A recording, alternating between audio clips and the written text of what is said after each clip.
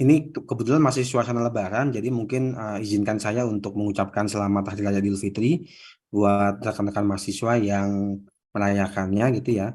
Mohon maaf lahir dan batin, gitu ya. Semoga apa yang telah rekan-rekan lakukan selama 1 bulan itu nanti memberikan manfaat bagi diri sendiri maupun orang lain gitu. Oke, saya juga mohon maaf kalau seandainya ada hal-hal yang kurang berkenan selama selama setahun terakhir. Mudah-mudahan bisa dimulai dari nol. Oke. Oke, kita akan sebelum kita masuk ke materi utama, kita akan membahas tentang sedikit tentang ini apa namanya pertanyaan UTS ya kemarin ya. Ketika UTS itu kita coba akan diskusi sedikit terkait dengan pertanyaan UTS ya. Soal-soal UTS. Bentar, mana ya? Soal UTS. Oke, kita udah ada soal UTS.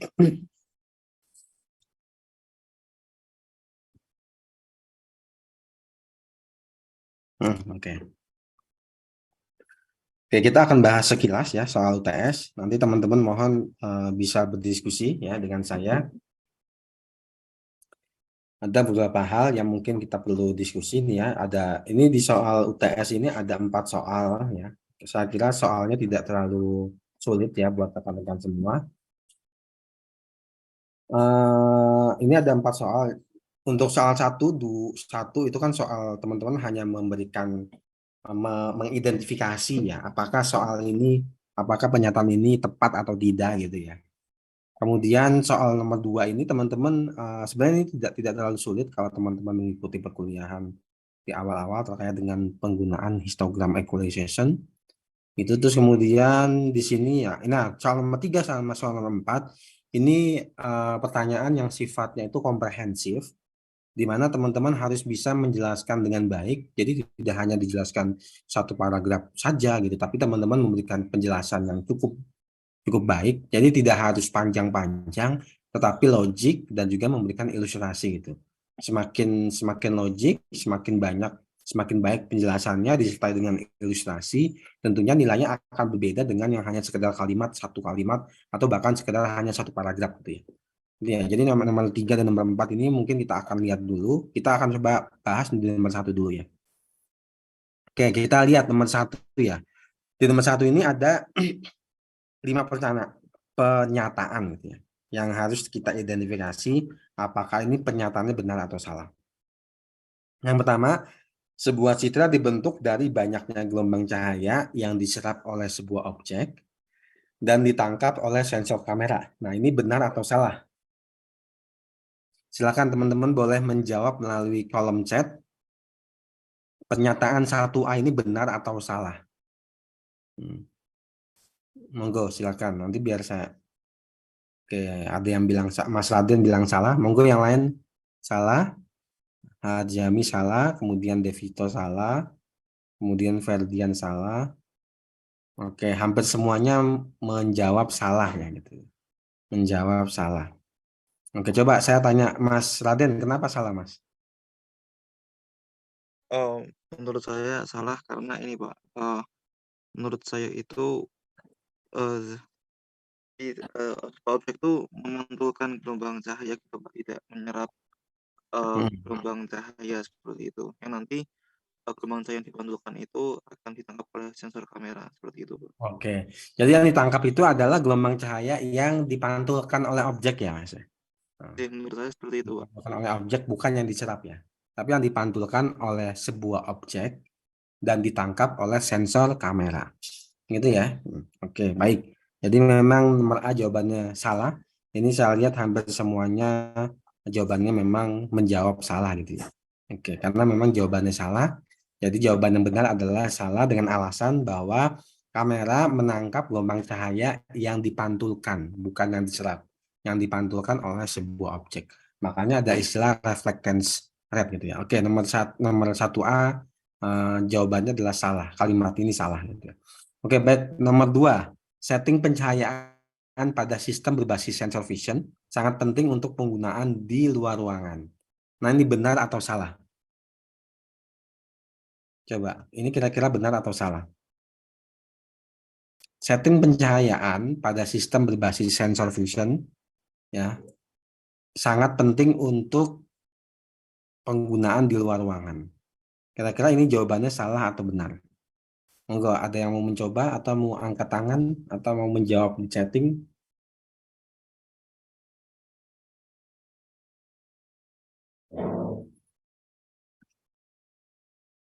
Monggo silakan. Ini belum masuk, agak delay kayaknya. Chattingnya agak delay atau gimana?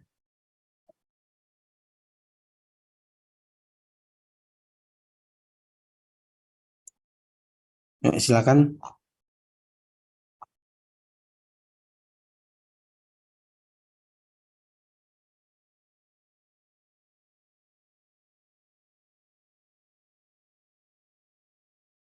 Oke, Mas Ferdian menjawab jawabannya salah gitu ya. Karena di dalam di luar ruangan biasanya menggunakan pencahayaan alami gitu. Oke. Yang lain bagaimana yang lain?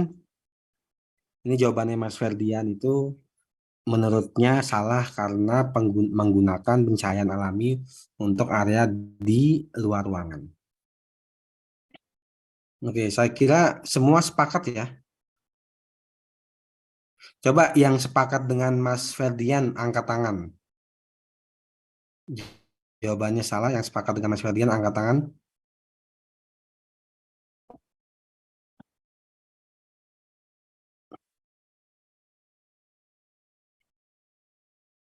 Oke. Oke, oke. Lumayan banyak ya. Oke, jadi memang jawabannya nomor yang 1B itu jawabannya adalah salah ya. Gitu. Karena kalau untuk di luar ruangan kita tidak perlu melakukan setting pencahayaan itu. Karena di luar ruangan kita menggunakan pencahayaan alami dari sinar matahari. Mau di setting seperti apapun itu agak sulit untuk bisa melakukan setting pencahayaan. Tapi 1B ini ada pengecualian itu. Teman-teman bisa boleh menjawab benar ya untuk kasus 1B ini boleh menjawab benar kalau teman-teman memberikan penjelasannya seperti ini. Setting pencahayaan itu sangat penting untuk penggunaan di luar ruangan jika gitu ya. Jika diimplementasikan pada malam hari gitu ya. Jika diimplementasikan pada malam hari. Artinya setting pencahayaan ini juga sangat penting jika diimplementasikan di malam hari. Kenapa sih bisa benar gitu ketika di malam hari? Karena biasanya ketika di malam hari kan kita kekurangan cahaya ya, kekurangan cahaya. Artinya ketiadaan cahaya matahari yang menyebabkan gambar seperti gelap dan sebagainya. Nah, biasanya kita membutuhkan bantuan setting pencahayaan dengan tujuan untuk mempermudah atau mungkin yang mempermudah dalam proses analisis. Contohnya apa? Contohnya adalah etle gitu. Teman-teman mungkin kalau teman-teman di Yogyakarta atau di Jakarta sering bolak-balik ngelihat etle itu biasanya ada lampu kelap-kelip gitu. Nah, sebenarnya lampu kelap-kelip itu apa gitu? Lampu kelap-kelip itu adalah sebuah strategi supaya ketika kamera menangkap ke dalam sebuah mobil di malam hari, dia tetap bisa mengidentifikasi pelanggaran lalu lintas gitu. Jadi pencahayaan itu ditujukan ya, yang kelap-kelip itu ditujukan untuk memberikan tambahan cahaya sehingga kamera itu bisa menangkap apa yang ada di dalam sebuah mobil gitu ya. Makanya kalau jawabannya benar tetapi dengan alasan bahwa penggunaan di luar ruangan untuk malam hari itu tidak masalah. Tapi kalau tidak ada embel-embel itu, tidak ada embel-embel kata malam hari, maka secara default itu adalah siang hari. Karena siang hari, maka setting pencahayaannya tidak sangat penting, gitu. Tidak penting itu. Artinya kalau untuk di siang hari, untuk di luar ruangan itu tidak terlalu penting kita melakukan setting pencahayaan. Tetapi ketika di malam hari, setting pencahayaan biasanya sangat membantu sehingga kita bisa mengatakan itu merupakan hal yang penting. Itu ya. Untuk 1B jawabannya bisa benar kalau ada embel-embel malam hari, tapi kalau jawabannya tidak ada embel-embel itu, maka jawabannya adalah salah. Oke, nah sekarang kita akan lihat soal yang C. Jika kita ingin mengestimasi ukuran sebuah objek dengan setting di dalam ruangan, setting pencahayaan cocok adalah on axis light. Ini benar atau salah? Kira-kira benar atau salah? Oke. Yang jawab benar angkat tangan, yang jawabnya salah eh, kayaknya ada satu lagi dah, apa namanya? Saya selain ada reactionnya gitu. Heeh.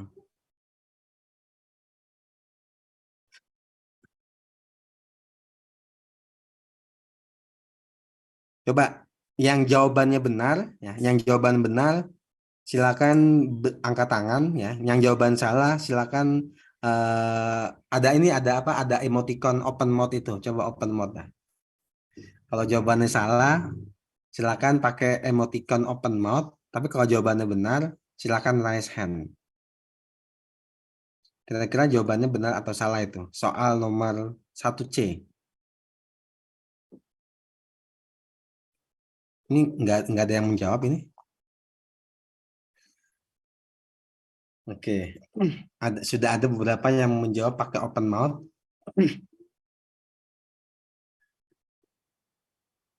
Ke 8, 8.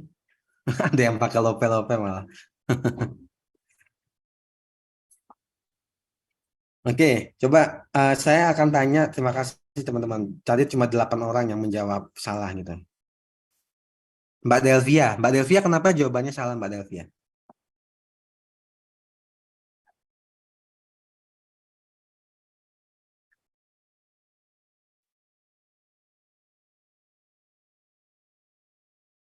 Mbak Delvia, apakah mic-nya bermasalah Mbak Delvia?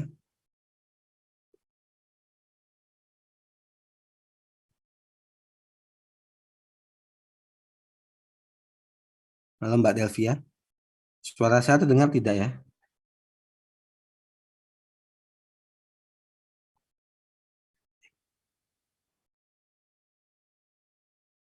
Halo Mbak Delvia, nggak ada ya? Atau saya Menjawab, tanya, Pak. gimana gimana? Mungkin Delvia menjawab lewat chat, Pak. Oh, nggak ada di chat ya?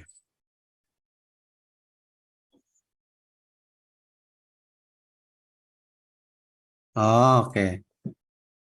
Oke, monggo di chat. Tapi saya tanya yang lain dulu ya. Oke, saya tanya Muhammad Linggar Rianida. Monggo Mas Linggar, kira-kira jawabannya benar atau salah?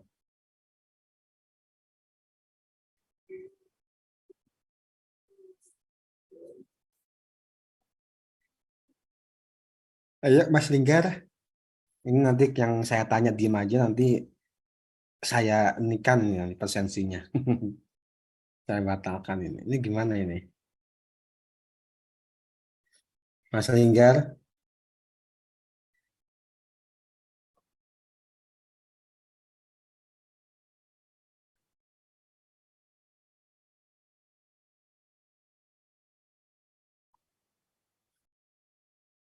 Mas Linggar nggak ada nih orangnya ya. Mas Linggar, saya panggil sampai 5 kalau nggak nyaut juga, berarti saya anggap tidak hadir ya. Mas Linggar, ketiga,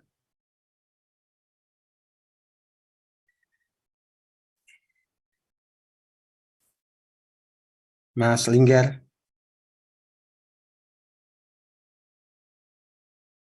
halo Mas Linggar. Yang lain, yang lain dengar suara saya tidak sih? Dengar, Pak. Dengar ya. Benar, Pak. Mas Linggar,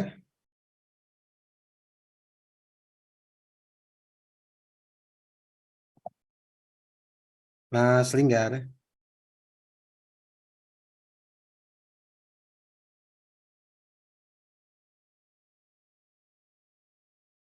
Mas Linggar.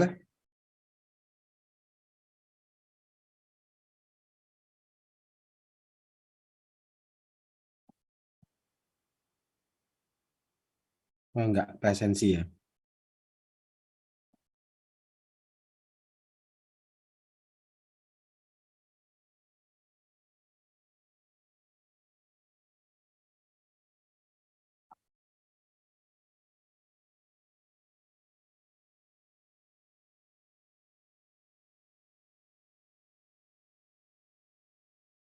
Oke, baik, tidak ada orangnya.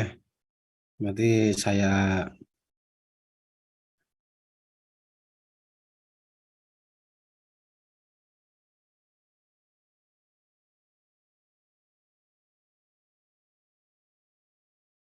Oke, kita yang lain ya. Coba saya tanya yang lain.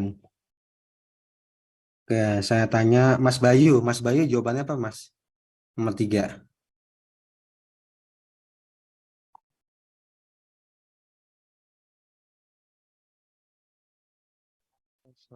Krisna Bayu atau Oh, Krisna Bayu, maaf. oh ya Ada dua Eh, Bayu ya? Ada dua oh Bayu. ya saya atau Mas Krisna Bayu. oh ya, ya. Kalau saya jawabannya sepertinya benar Pak. Soalnya kalau saya kemarin tuh ngelihatnya kalau yang di PPT kan leksornya dari atas, terus kalau di contohnya itu kan kaleng terus kelihatan semuanya itu loh Pak. Lingkarannya itu kelihatan semua. Jadi bisa dihitung kayak misalkan diameternya berapa, luasnya berapa gitu Pak. Oke. Jadi jawabannya benar gitu ya? Iya kalau saya itu. Oke, jawabannya benar ya. Oke, baik. Terima kasih Mas Bayu ya. Oke, ini Mbak Delvia, karena untuk mengestimasi ukuran dari objek dalam ruangan akan lebih baik menggunakan siluet dari bayangan yang menghasilkan backlight. Oke, jadi Mbak Delvia kemungkinan jawabannya salah ya Mbak ya. Pakainya karena lighting gitu ya, backlighting. Oke, jadi nomor 3, 1C ini karena kita ingin mengestimasi ukuran sebuah objek dan kita tidak membutuhkan informasi detail dari objek tersebut, misalnya objeknya lebih detail di tengah-tengahnya, itu sebenarnya on axis itu nggak dibutuhkan gitu. Karena on axis itu bertujuan untuk mengetahui informasi detail dari objeknya gitu. Padahal untuk mengukur sebuah objek, mengestimasi ukurannya gitu ya, kita cukup menggunakan siluetnya saja sudah tidak masalah gitu. Artinya kita bisa menggunakan backlight lighting gitu ya. Untuk C ini jawabannya salah karena kita bisa menggunakan backlight lighting. Jadi 1A ini tadi jawabannya salah, 1B jawabannya salah, 1C juga jawabannya salah. Oke, baik 1D. Kamera dengan setting focal length yang lebih panjang sangat cocok untuk mendeteksi objek yang memiliki detail informasi yang penting. Nah, kira-kira ini benar atau salah? Oke, coba saya tanya kepada Mas Kenneth Christopher. Mas Kenneth, jawabannya benar atau salah, Mas? Ya, saya agak lupa. Agak lupa. Ya, kira-kira Eh, ide kalau vokalnya panjang berarti apa yang terjadi? ya, Hmm? vokalnya panjang, makin detail, Pak. Nah, Makin detail apa? Kalau vokal yang panjang itu zoom in atau zoom out? vokalnya panjang berarti paling panjang tuh berarti masuk, Pak. Kalau vokal yang Zoom panjang in. itu zoom in atau zoom out? Hah? Vokalnya panjang itu zoom in, Pak. Zoom in. Beneran. Salah, Pak. Zoom in apa zoom out? Kalau Zoom. vokalnya panjang, kira-kira objeknya kelihatan lebih besar atau lebih kecil? Besar, Pak. Lebih besar. Berarti kalau lebih besar, apa yang terjadi? Eh, lebih detail, Pak. Lebih detail ya gitu ya. Iya. Heeh. Jadi Jadi jawabannya jawabannya apa? Benar benar, atau Pak. salah? Benar, Benar ya? Pak. Oke, benar. Jawabannya benar ya, jawabannya benar. Oke, baik. Jawabannya benar ya, karena memang kalau vokal yang panjang, kan dia kan objeknya lebih besar kan. Gitu ya. Maka kita akan bisa mendapatkan informasi detail dari objeknya gitu ya. Itu ya, jadi jawabannya benar. Oke, yang terakhir 1E. Terima kasih Mas Kenneth. Aplikasi penglihatan komputer yang digunakan untuk mengestimasi jarak antar mobil dengan mobil di depannya masuk ke dalam mid-level proses. Benar atau salah? Coba saya tanya kepada Ahnaf Ariandika. Ini benar atau salah, Mas Ahnaf? Kalau menurut saya itu salah, Pak. Kenapa gitu? Karena high level proses, Pak, itu, Pak.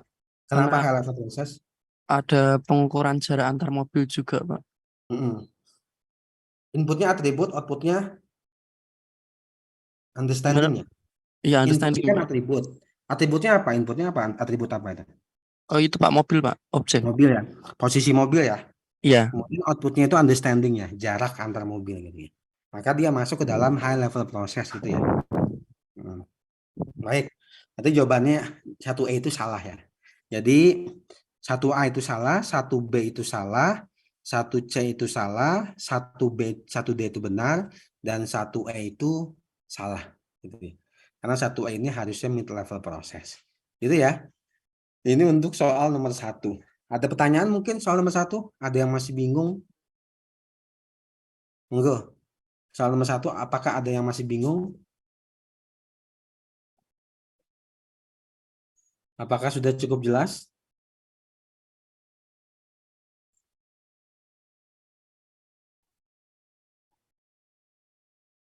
Halo? Jelas, Pak. Jelas ya. Jelas, Pak. Oke, baik. Kita masuk ke nomor 2. Nomor 2 ini saya kira ini ya, apa namanya? Jangan lupa ini ada konsep flooringnya gitu ya. Ada konsep flooringnya gitu. Jadi memang ini ada konsep flooringnya. Teman-teman hanya merubah saja. Mencari apa? Mencari histogramnya, ya, frekuensinya, kemudian dihitung probabilitasnya, kemudian nanti dikalikan dengan apa? Dikalikan dengan 255. Itu ya histogram equalization. Nah, kemudian nomor 3 dan nomor 4. Nah, nomor 3 ini. Nomor 3 ini kan Anda diminta untuk membuat sebuah sistem berbasis computer vision untuk menghitung banyaknya mobil pada sebuah citra yang diambil menggunakan CCTV pada jalan tol. Nah, kemudian strategi metode apa yang akan Anda gunakan? Jelaskan bagaimana sebaiknya kamera CCTV dipasang supaya mendapatkan hasil optimal dan jelaskan langkah-langkah proses pendeteksiannya. Mungkin saya akan tanya ini, kamera posisi CCTV dipasang tuh gimana cara masangnya? Maksudnya seperti apa posisi CCTV sebaiknya dipasang? Apakah top view? Apakah bird view? Apakah side view? Atau front view? Coba silakan teman-teman boleh menjawab di kolom chat. Nanti ya, ini yang jawab hanya itu saja gitu. Yang lain mana aktifnya? Kok tidak terlalu aktif ini yang lain. Ada yang bird eye view. Yang lain silakan bird view atau bird eye view sama saja ya. Bird view. Oke, bird view. Yang lain bird view. Bird view. Oke. Bird view. Oke, kita sepakat ya. Semuanya bird view gitu. Artinya hampir sebagian besar itu menjawabnya adalah bird view. Kalau ditanya berapa ketinggiannya, teman-teman, kalau teman-teman bisa menjelaskan gitu. Misalnya posisi kamera dipasang secara bird view dengan ketinggian sekian meter dengan asumsi mobil gitu. Dengan asumsi mobil panjangnya sekian meter sehingga tinggi kameranya sekian meter dan kemudian apa namanya angle kamera sekian meter itu akan lebih bagus gitu. Kalau teman-teman bisa menjelaskan sampai detail seperti itu gitu ya, dengan mempertimbangkan misalnya blind spotnya itu dikurangin sebanyak mungkin mobil yang bisa diakses di capture dan kemudian tidak terlalu jauh tapi juga tidak terlalu dekat. Nah, teman-teman itu nanti akan mendapatkan nilai plus dalam penjelasannya gitu. Jadi tidak hanya sekedar bird view tapi juga ada tingginya berapa, kemudian angle-nya berapa dan sebagainya. Karena dulu kita sudah pernah membahas ya bagaimana kita meminimalkan blind spot gitu, dalam melakukan konfigurasi sebuah CCTV kamera gitu ya. Oke, sedangkan untuk yang langkah-langkah dan proses pendeteksiannya itu nanti saya akan lihat seberapa detail dan juga seberapa baik ilustrasi yang disediakan oleh teman-teman. Jadi kalau hanya sekedar kalimat, paragraf biasanya tidak akan sebagus ketika teman-teman menjelaskan dengan menggunakan ilustrasi. Jadi ya, oke, baik. Nomor 4 ini perbedaan strategi untuk melakukan klasifikasi objek pada sebuah citra menggunakan deep learning dan tanpa deep learning. Nah, teman-teman hanya perlu menjelaskan bahwa Kalau pakai CNN itu tidak perlu melakukan proses fitur extraction gitu. Sedangkan kalau menggunakan tanpa CNN, maka perlu melakukan proses fitur extraction yang tentunya harus mempertimbangkan ciri dari wajah, ciri dari objek atau citra yang akan kita analisis. Nanti teman-teman tinggal jelaskan saja kelebihannya apa, kelemahannya apa, tentunya nanti akan saya nilai dari sisi sana. Seperti itu ya. Jadi ini adalah soal UTS untuk kelas kita gitu ya. Mudah-mudahan hasilnya nggak terlalu buruk ya, karena soalnya juga nggak terlalu sulit menurut saya gitu. Agar teman-teman bisa menjelaskan dengan baik gitu. Dan yang paling penting itu adalah mungkin saya sering menyinggung ya, beberapa kali menyinggung. Teman-teman kalau nulis esai di kertas, mohon tulisannya diperbagus ya. Jadi apa namanya dibuat bagus. Kadang kalau saya males baca, kemudian tulisannya jelek membuat saya males baca, saya akan kasih nilai minimal. Jadi teman-teman diusahakan latihan bagaimana menulis yang bisa dibaca lah, nggak harus bagus, tapi setidaknya bisa dibaca oleh orang lain. Ya jangan jadi dokter gitu. Kalau dokter kan memang tulisannya seperti itu gitu. Tapi kalau mengerjakan ujian itu mohon tulisannya diperbaiki supaya bisa terbaca dengan baik. Karena ada beberapa yang saya sama sekali nggak bisa baca ini maksudnya apa, ya udah saya kasih nilai minimal. Jadi ya. Oke, baik. Ada pertanyaan mungkin sampai sini untuk soal UTS-nya? Mohon maaf Pak, izin bertanya. Iya, silakan. Saya boleh minta dicontohkan cara pengerjaan nomor 2 beberapa baris nggak Pak? Soalnya kemarin saya ngerjain itu yang 0 jadinya nggak 0 Pak. Jadi saya bingung gitu Pak. Yang 0 jadinya nggak 0. Ya maksudnya kan ini kan disuruh nilai piksel antara 0 sampai 255. Terus pas saya coba itu kan pokoknya intinya jadinya 0-nya nggak jadi 0 gitu Pak. Jadi saya rasa kayak salah gitu. Oke. Jadi boleh minta dicontohkan Oke. Pak? Yang 0-nya kenapa tidak jadi 0? Karena 0-nya itu, seingat saya ini kan 0 dikali 0 kali 0 itu ada berapa frekuensinya 0-nya? 0-nya ada berapa frekuensinya? 1, 2, 3, 4, 5. Kan ada 3 ya? Ada 5 ya Mbak ya? Benar nggak? Coba mungkin kita analisis dulu ya. Kita analisis. 0-nya frekuensinya ada berapa? 0, 0, 0, 0, 0 gitu ya. Berarti nilainya berapa? Nilainya ada 5 frekuensi gitu. Kemudian total semuanya berapa? Total semua pixel itu ada berapa? 1, 2, 3, 4, 5, 6. 1, 2, 3, 4, 5, 6. Ada 36 gitu ya. Berarti 5 per 36 gitu ya. 5 per 36. Itu adalah probabilitasnya. Maka kumulatif probabilitasnya itu adalah 5 per 36 juga. Gitu. 5 per 36. Maka karena 5 per 36, 5 per 36 dikalikan dengan 255, kan dengan 255 gitu ya. Dikalikan dengan 255 itu jadi 35. Jadi memang jawabannya itu tidak harus 0, Mbak. Jadi yang 0 itu jawabannya tidak harus 0, Mbak Rahma. Nah, karena kebetulan gitu ya, frekuensinya itu ada banyak gitu. Ada banyak. Karena kan ini nanti dikalikan kumulatif probabilitas dikalikan dengan nilai 255. Gitu ya. Makanya untuk yang nilainya 0 itu tidak akan berubah jadi 0 gitu. Karena tidak harus jadi teman-teman jangan berpikiran bahwa yang nilainya 0 itu pasti akan selalu 0, tidak. Karena kan tujuan kita itu bukan membuat supaya nilainya antara 0 sampai 255, tetapi kita membuat supaya rentangnya gitu ya, terdistribusi antara 0 sampai 255. Jadi tidak harus ada 0-nya gitu Mbak Rahman. Itu ya Mbak ya.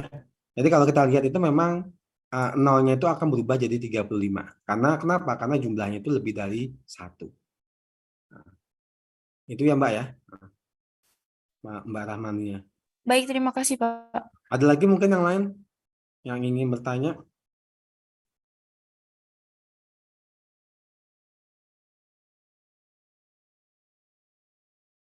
Oke, sudah cukup ya. Oke, baik. Kalau begitu kita akan masuk ke materi kita gitu ya. Materi minggu lalu dan minggu ini sebenarnya itu saling terkait ya. Jadi mungkin saya akan review dari awal ulang lagi supaya teman-teman bisa mengikuti lebih baik gitu ya.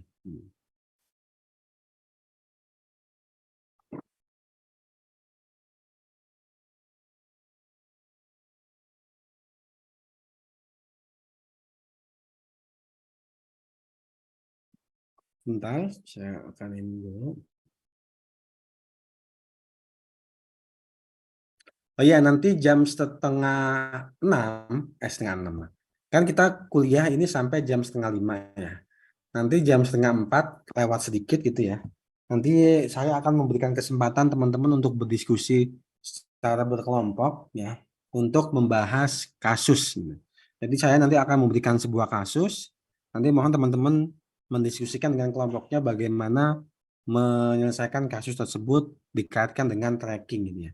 Dikaitkan dengan visual tracking. Nah, nanti hasil diskusinya itu dibuat dalam bentuk summary dan kemudian link summary-nya itu nanti diupload ke Elok. Gitu ya. Nanti akan saya kasih sebuah kasus didiskusikan dengan teman sekelompoknya. Nanti setelah itu teman-teman buat summary-nya dan summary-nya jangan lupa diupload ke Elok. Gitu ya. Setiap orang wajib mengupload meskipun linknya sama. Kalau seandainya dalam satu kelompok itu tidak masalah.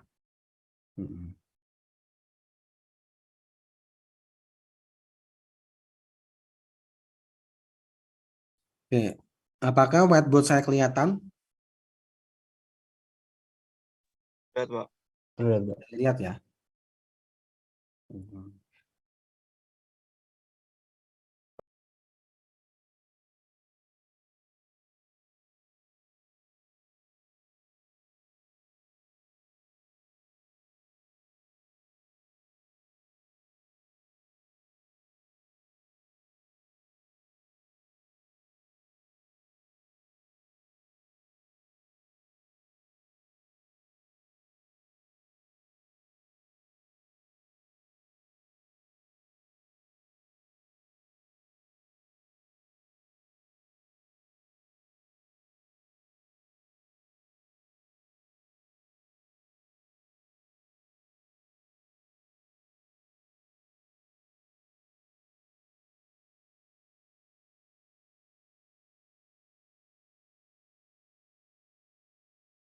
Oke, maaf tadi saya ambil minum dulu. Oke, baik kita akan mulai ya. Jadi topik kita itu terkait dengan visual tracking.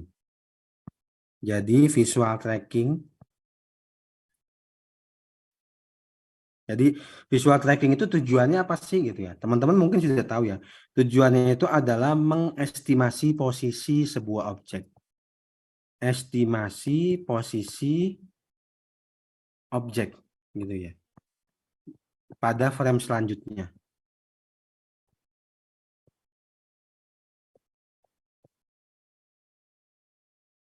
Nah, sekarang pertanyaannya adalah kenapa sih kita harus mengestimasi posisi gitu? Kenapa kita nggak mendeteksi aja langsung objeknya gitu?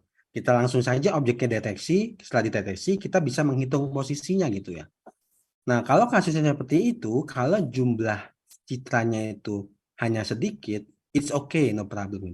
Tapi kalau seandainya kita punya sebuah video yang jumlah frame-nya sangat banyak atau teman-teman memproses sebuah video yang sangat besar, itu tidak akan mungkin ya, tidak mungkin ya, tidak akan visible, tidak akan efisien. Teman-teman harus mendeteksi setiap objek yang ada pada frame itu. Sebagai contoh seperti ini, misalnya saya punya sekumpulan frame 1, frame 2, frame 3, ya, frame 4, frame 5, gitu ya, frame 5, seterusnya sampai frame 100 gitu ya, sampai frame 100. Frame 1, 2, 3, 4, 5. Kemudian ini 100 gitu. Asumsikan ini mobil. Gitu ya. Kemudian ini mobil jalan. Nah, kemudian ini mobil lagi. Artinya mobil yang sama, tapi dia bergerak mobilnya. Gitu ya. Asumsikan dalam satu gambar ini hanya ada satu mobil. Gitu ya. Nah, kalau yang teman-teman lakukan, misalnya saya melakukan ini di sini, kemudian saya deteksi, ya. Setelah dideteksi, saya dapat bounding box-nya, kemudian saya dapat nilai X, Y-nya. Gitu ya, saya dapat nilai X, Y-nya. Kemudian untuk frame kedua, saya lagi melakukan deteksi lagi, ya bounding box, saya dapat nilai X, Y-nya. Oke, asumsikan kalau saya menggunakan sliding window untuk mendeteksi objek ini, misalnya untuk melakukan deteksi objek ini, saya harus melakukan sliding window dan membutuhkan waktu sekitar 1 detik. 1 detik hanya untuk menemukan satu objek. Asumsikan gambarnya besar gitu ya, resolusinya. Atau kalau resolusinya lebih kecil, ya kita membutuhkan 0,1 detik gitu ya. 0,1 detik. Ya, 0,1 detik. Berarti kalau kita ada sekitar 100 frame, menggunakan cara yang sama, kita mendeteksi, gitu ya. Ini dideteksi juga, kemudian ini dideteksi juga, deteksi dengan menggunakan sliding window gitu ya. Dengan menggunakan sliding window, maka kita akan membutuhkan waktu sekitar 0,1 detik dikali dengan 100 frame gitu ya. Berarti kan sekitar 10 detik. Ini baru 100 frame. Ketika kita sudah berbicara masalah bekerja dengan aplikasi real gitu ya, menggunakan CCTV, jumlah frame itu tidak hanya 100. Jumlah frame-nya itu bisa terus-menerus. Bisa 1000, bisa 10.000, bisa 100.000, bisa 1 juta gitu. Artinya kalau semakin banyak jumlah frame yang harus kita analisis dan kita melakukan deteksi setiap frame, maka kita akan membutuhkan waktu yang cukup lama hanya untuk mendeteksi satu objek saja gitu. Ini baru satu objek itu. Ini posisi X, Y, di sini posisi X, Y, di sini posisi X, Y, di sini posisi X, Y, di sini posisi X, Y. Nah, konsep ini yang kita sebut sebagai tracking by detection. Jadi kita menelusuri posisi objek dengan cara melakukan detection pada setiap frame. Cara ini simple. Cara ini sederhana dan sangat mudah untuk diimplementasikan. Tetapi permasalahannya adalah cara ini tidak efisien karena kita harus melakukan deteksi berulang-ulang pada frame. Padahal kita sudah tahu bahwa objeknya itu adalah objek yang sama pada frame sebelumnya, bukan merupakan objek yang berbeda gitu. Kenapa kita harus selalu melakukan deteksi terus-menerus? Gitu ya. Nah, ini konsepnya ini, di mana kita melakukan deteksi terus-menerus, ini kita sebut sebagai tracking by detection. Sekali lagi, tracking by detection. Simple, tetapi tidak efisien, tidak efektif. Dan ada kemungkinan metode ini akan menyebabkan membutuhkan memori yang besar. Itu ya. Permasalahan tidak hanya sekedar sampai situ saja gitu. Permasalahan itu adalah ketika di dalam objek tersebut,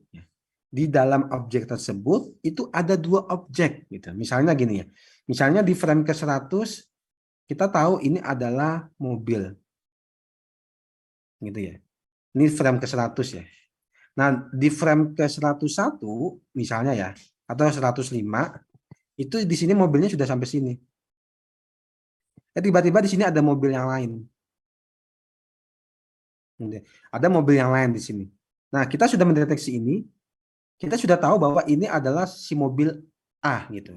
Artinya kita sudah memberikan identitas bahwa ini mobil A, ini mobil A, ini mobil A, ini mobil A, ini mobil A, dan ini mobil A.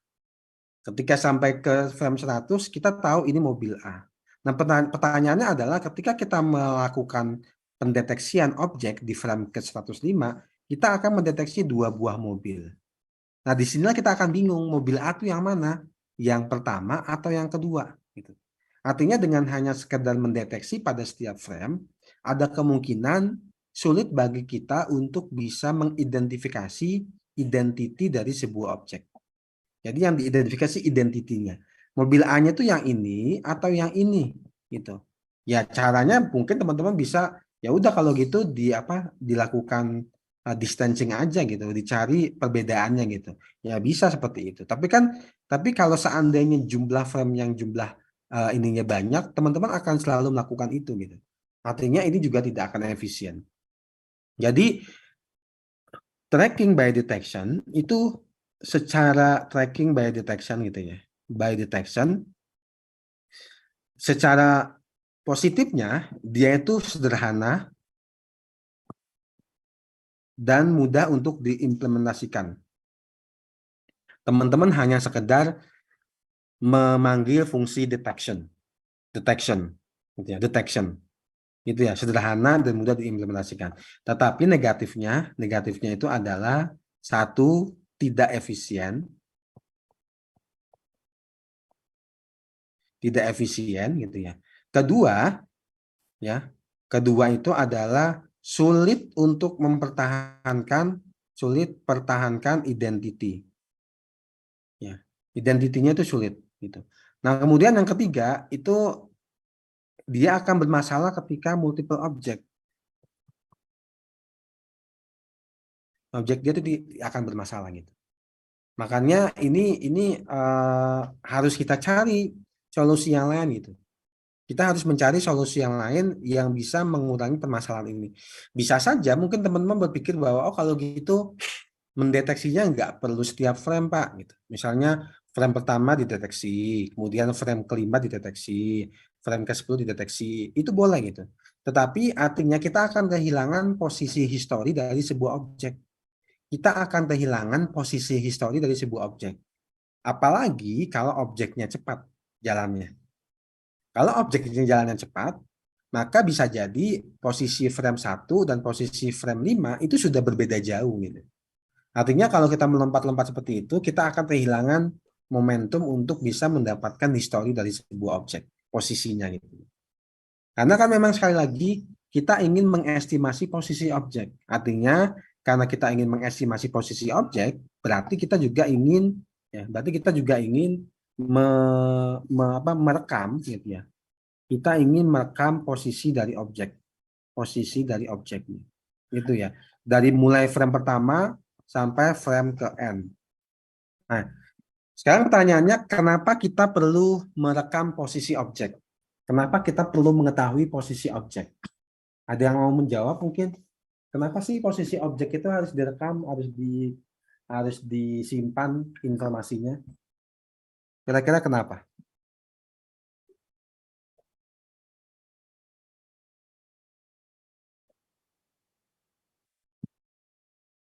Ada yang mau mencoba mungkin?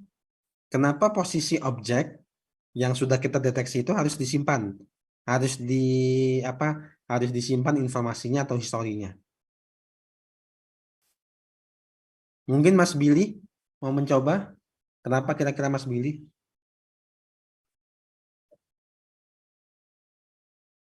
Mohon maaf Pak, kenapa Pak? Ayo, kamu nggak fokus pasti dah. Iya. Nah, ada apa Pak? Ayo, apa tadi pertanyaan saya? Saya udah nanya 3 kali loh tadi. Mungkin boleh tolong diulang kembali Pak. Ayo, gimana? Coba yang lain. Coba ada yang bantu Mas Bagus nggak gitu? Mas Billy, maaf, Mas Billy tadi. Tadi Mas Billy bukan sih? Iya, Mas Billy ya. Ayo, ada yang mau membantu? Coba tadi jawab pertanyaannya apa gitu?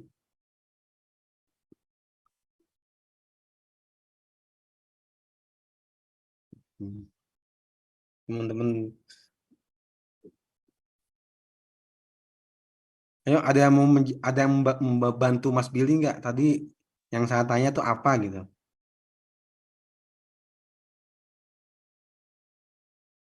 Izin jawab Pak. Oke, Jadi, silakan. Tanya itu mengapa informasi posisi objek itu perlu depan gitu Pak. Itu mengapa? Oke.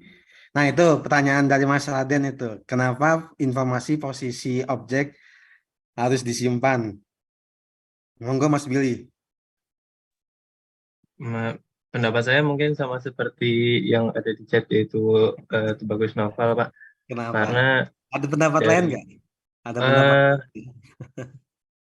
Mungkin kurang lebih sama sih Pak. Setelah saya pikir-pikir. Sama gitu ya. Iya. Coba yang lain dah.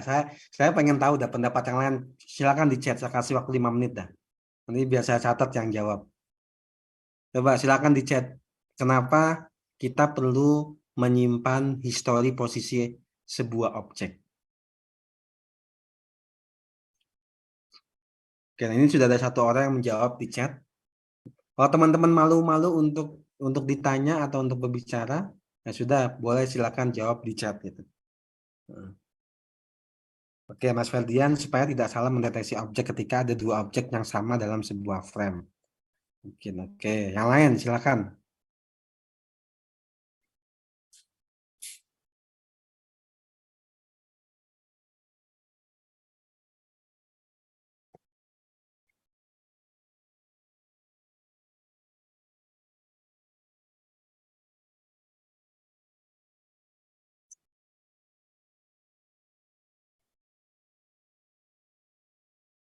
Mm-mm. Oke, sudah ada Mbak Rahmania. Oke, yang lain.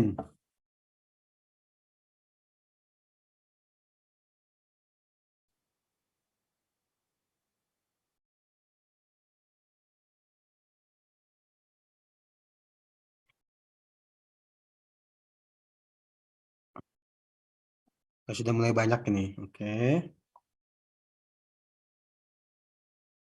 Hmm, Untuk beberapa kasus seperti menghitung objek supaya objek tidak terhitung dua kali. Oke, Mbak Rahmania. Kemudian Mbak Anggit agar lokasi objek di frame selanjutnya bisa diprediksi, Pak. Terutama pada kecepatan objek tertentu. Kemudian Raden, menurut saya mungkin akan diperlukan untuk proses segmentasi dari objek dan foregroundnya. Seperti letak posisi tepi dari objeknya, kemudian dapat berguna untuk membandingkan perpindahan objek, Pak. Oke, sambil menunggu ajan selesai, teman-teman yang belum menjawab silakan menjawab. Hmm.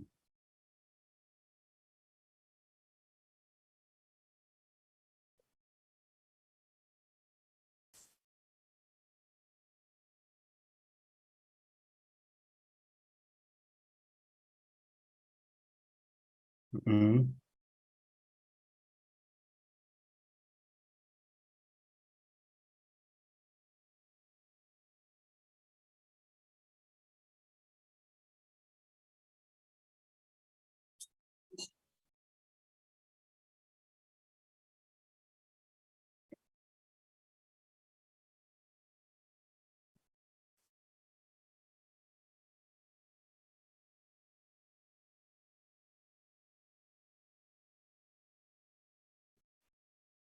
Oke, gambarnya, jawabannya semuanya eh, benar semua ini jawaban. Oke, sambil menunggu ajan selesai ya. Monggo yang belum.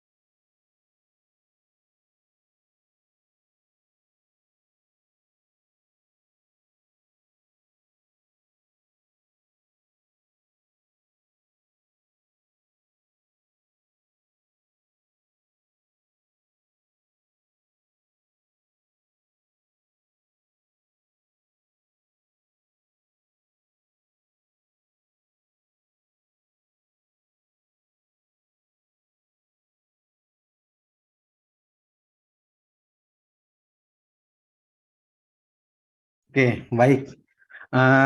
Kalau saya bisa mengatakan bahwa jawaban yang diberikan teman-teman semua ini memang sudah ini ya, sudah oke gitu ya.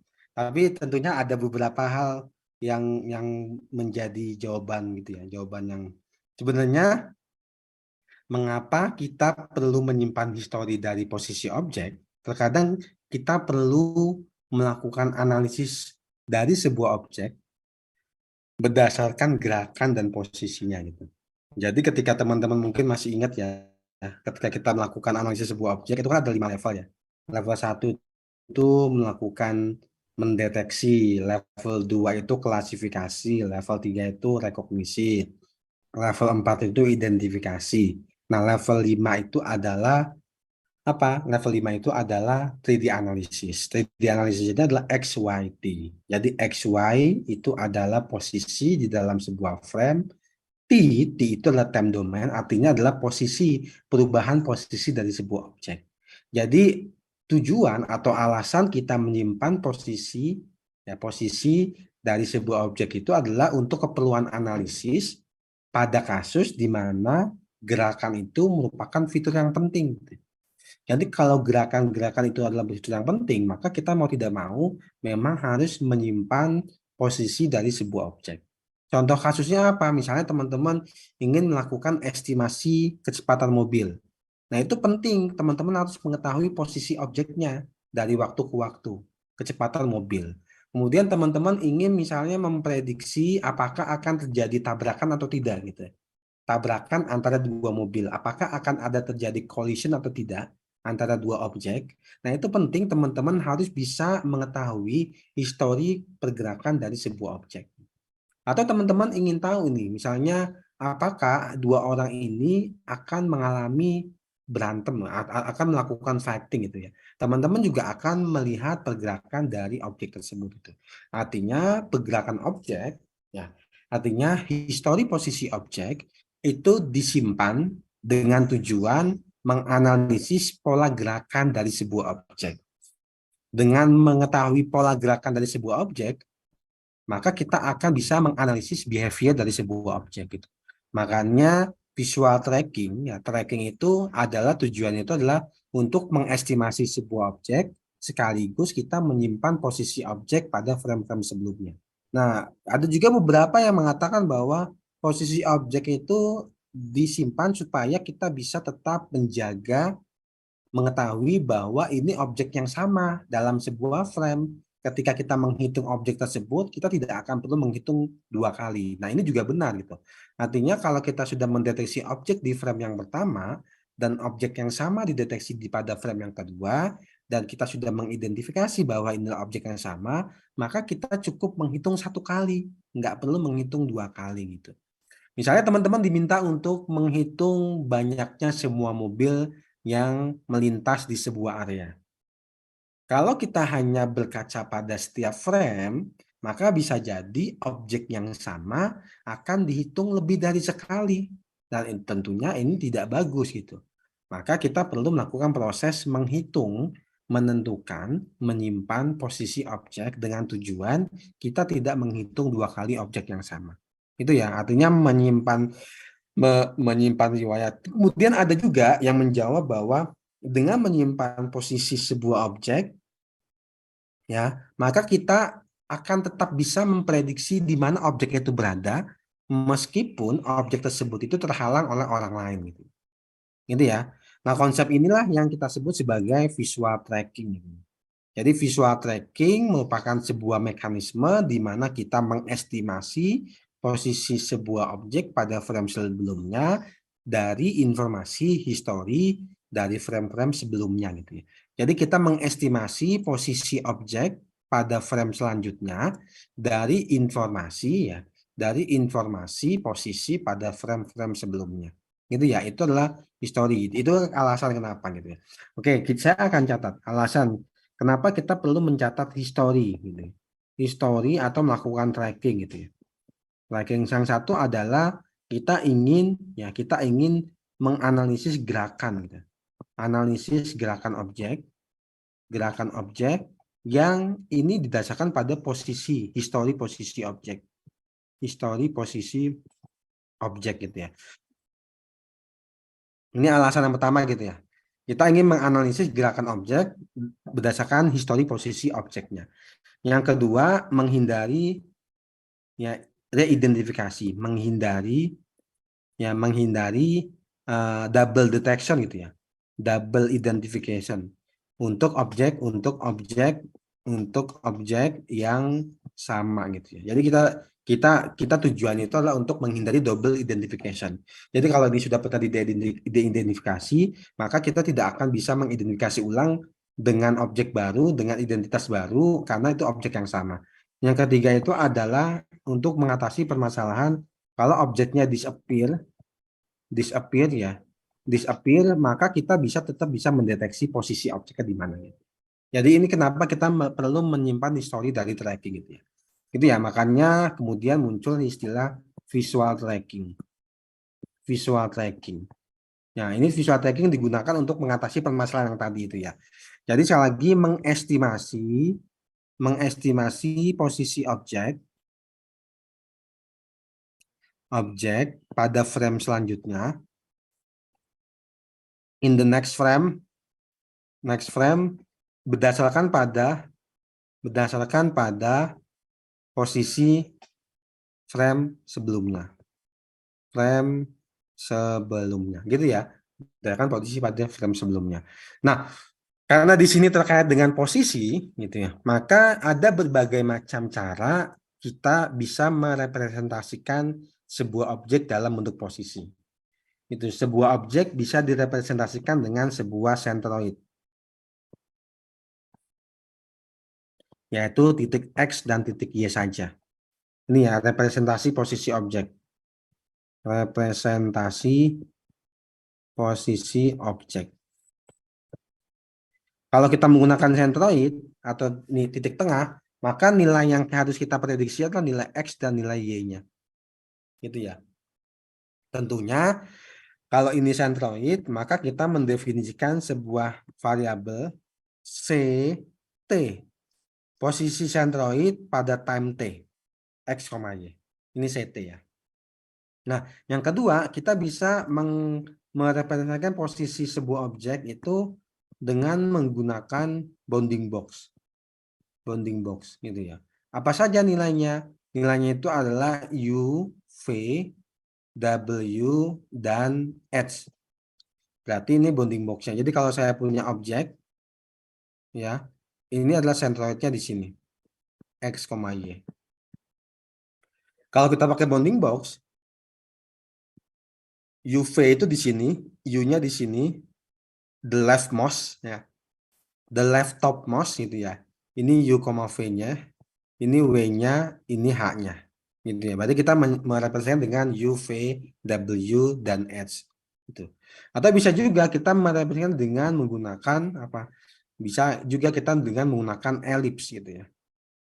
Elips U, V, W, H, dan theta. Jadi kalau misalnya kita memiliki sebuah objek dengan kemiringan seperti ini, objek kemudian kita seperti ini gitu ya. Ini kan kita ini kan seperti ini. Gitu ya. Ini posisinya, kemudian ini posisi ini ya. Maka di sini adalah U, V-nya. Di sini adalah W, di sini H. Dan ini adalah tetanya. Ini adalah tetanya gitu. Ini tetanya. Berarti kita memiliki U, V, W, S, dan theta gitu. Bisa juga kita menggunakan boundary point. Boundary ya. Boundary dari objeknya. Objek boundary gitu. Kita bisa menggunakan X1, Y1, X2, Y2, begitu seterusnya sampai Xn, Yn. Jadi kalau kita punya objek seperti ini, kita bisa mengambil secara random posisi dari objeknya itu. Berarti ini X1, Y1, X2, Y2, X3, Y3, dan seterusnya sampai Xn, Yn. Gitu. Atau kita bisa juga menggunakan posenya gitu. Posenya dan lain sebagainya. Jadi kita bisa menggunakan centroidnya, bisa menggunakan bounding box-nya untuk merepresentasikan posisi sebuah objek, Bisa menggunakan elipsnya, bisa menggunakan boundary objeknya, bisa menggunakan posenya, gitu. Tergantung kasusnya gitu ya. Tergantung kasus yang kita miliki. Misalnya kalau kita ingin mendeteksi, mengestimasi kecepatan mobil, maka kita bisa menggunakan centroid mobil. Gitu. Centroid mobil. Kenapa? Karena kalau pakai bounding box, bisa jadi bounding box-nya berubah-ubah gitu. Jadinya kecil, jadi besar gitu. Makanya yang cocok adalah centroid.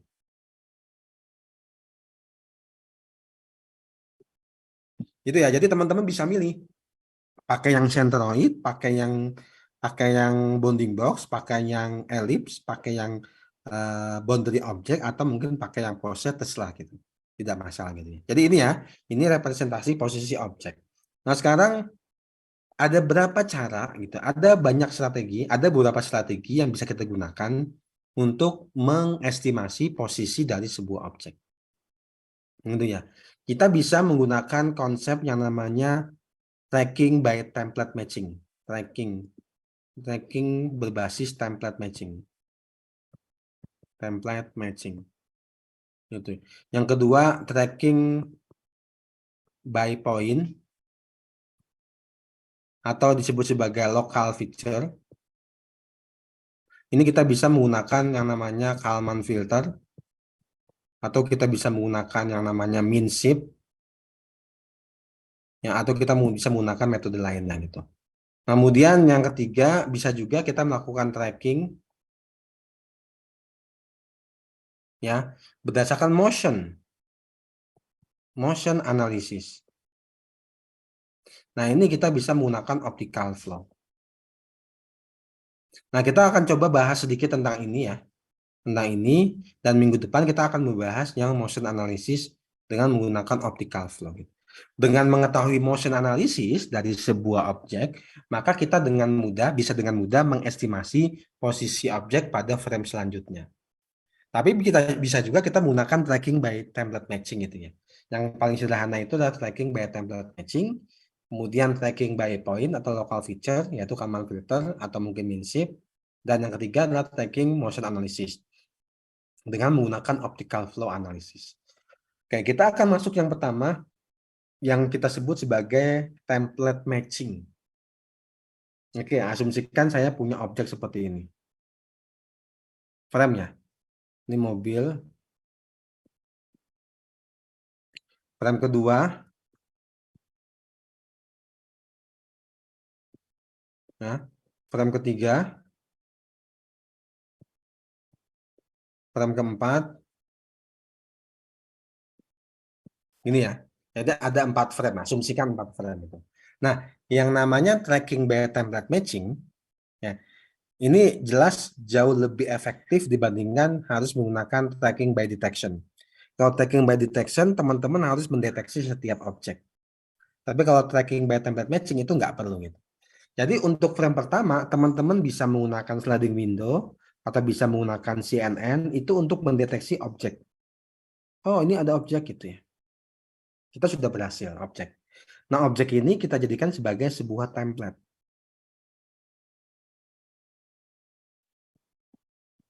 Nah, objek yang kita deteksi di frame pertama itu kita buat sebagai template. Nah, di objek yang pertama kita tahu posisinya di sini. Ini adalah X, Y. Itu ya, X, Y. Ya, X, Y. Nah, berarti posisi X, Y ini itu setara dengan di posisi ini. X, Y. Gitu ya. Karena mungkin mobilnya sudah bergerak, jadi sekarang posisinya tidak di tengah-tengah mobil lagi gitu. Nah, yang dilakukan dalam template matching ini adalah kita mengenerate posisi poin yang baru. Jadi dari posisi objek yang lama di posisi frame 1, kemudian kita copy paste posisinya ke frame kedua. Nah, kemudian kita mengenerate new point. Kita mengenerate posisi poin yang mungkin objek ini akan berada. Jadi misalnya saya mengenerate ada 4 poin. Poin pertama di-generate, poin kedua, poin ketiga, poin keempat. Gitu ya. Jadi saya mengenerate 4 poin. Saya mengenerate 4 poin gitu ya. Poin pertama, poin kedua, dan poin ketiga, dan poin keempat. Nah, ini yang kita sebut sebagai sampling point. Entah menggunakan 4, entah menggunakan 6, menggunakan 8, menggunakan 10, atau menggunakan berapapun. Terserah. Yang namanya sampling itu ya. Nanti kalau ditanya berapa yang terbaik, Pak, itu harus dilakukan dalam bentuk eksperimen. Nah, setelah kita mendeteksi poin, mengenerate poin, asumsikan poin itu adalah centroid, posisi objek. Misalnya objek ini lebarnya itu adalah 20, tingginya itu adalah 10. Maka dengan poin yang tadi, poin yang di-generate ini dianggap sebagai centroid dari objek, maka kita mengenerate satu bounding box. Ya, dengan posisi poin yang tadi kita generate itu sebagai titik tengah. Saya memprediksi, saya misalnya mengenerate satu bounding box. Gitu ya. Saya mengenerate satu bounding box. Saya mengenerate satu bounding box. Artinya dari empat poin yang saya generate, sekarang saya memiliki 4 calon kandidat posisi objek. Ya, saya memiliki 4 kandidat posisi objek. Ya, 4 kandidat posisi objek, ya, di mana masing-masing objek, masing-masing kandidat ini itu ukurannya adalah 20 kali 10, 20 kali 10. Berarti di sini saya akan memiliki 4 kandidat objek. Dengan masing-masing posisi XY-nya yang ini ya. Nah, yang dilakukan itu adalah sekarang saya melakukan template matching. Saya matchingkan antara objek ini dengan ini, objek ini dengan ini, dengan objek ini dengan ini, objek ini dengan ini. Kita matchingkan dengan menggunakan Euclidean distance atau menggunakan yang lainnya. Kita matchingkan, asumsikan jaraknya yang ini 20, yang ini 10, yang ini misalnya 5, yang ini misalnya 15. Maka dapat diketahui bahwa objek yang paling dekat itu adalah yang ini. Gitu ya. Asumsikan objeknya ini adalah yang ini. Gitu ya. Jadi ini yang ini, kemudian ini yang ini, kemudian ini yang ini, kemudian ini yang ini gitu. Asumsikan yang objek ini yang ini gitu. Maka sekarang posisi yang terbaru itu posisi kita sudah berhasil memprediksi posisi X, Y yang baru adalah yang ini. Gitu ya. Kita sudah berhasil mendeteksi posisi X, Y yang baru adalah yang ini. Tanpa lagi kita melakukan sliding window. Gitu. Kenapa? Karena dia yang paling mirip gitu ya. Yang paling mirip dengan yang ada di template sebelumnya. Gitu ya. Nah, kita sudah memprediksi X, Y yang baru. Nah, ini adalah yang ini. Nah, sekarang kita memiliki 2 buah template. Template yang pertama, template yang kedua. Nah, ketika kita akan memprediksi objek, posisi objek pada frame selanjutnya, kita bisa menggunakan template yang pertama kali digunakan, ya, atau kita bisa menggunakan template pada frame kedua yang berhasil dideteksi, atau kita menggunakan template rata-rata. Jadi kita menghitung template ini dirata-ratakan dengan ini, kemudian kita akan menghasilkan template baru. Template baru itu didapatkan dari ini ditambah dengan ini dibagi dengan 2. Maka kita akan mendapatkan template baru. Nah, template baru ini nanti kemudian yang akan kita gunakan ketika kita mengenerate titik. Gitu ya, kita generate titik ini, kemudian kita bandingkan dengan template ini. Maka nanti kita akan mendapatkan posisi X, Y. Begitu seterusnya, gitu ya. Begitu seterusnya. Nah, dibandingkan dengan yang tadi, yang ini jauh lebih efisien gitu. Karena teman-teman nggak perlu melakukan sliding window terus-menerus. Kalau yang ini ya, yang ini saya bisa membutuhkan waktu 0,1 detik. Tapi ketika membandingkan saja gitu ya, itu kan nggak terlalu lama ya. Karena kan kita tidak menggunakan sliding window. Mungkin kita hanya membutuhkan waktu 0,001 detik gitu ya.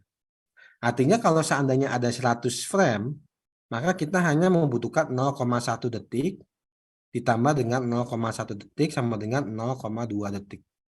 Bandingkan dengan sebelumnya, ketika kita memiliki 100 frame, maka kita membutuhkan sebanyak 10 detik.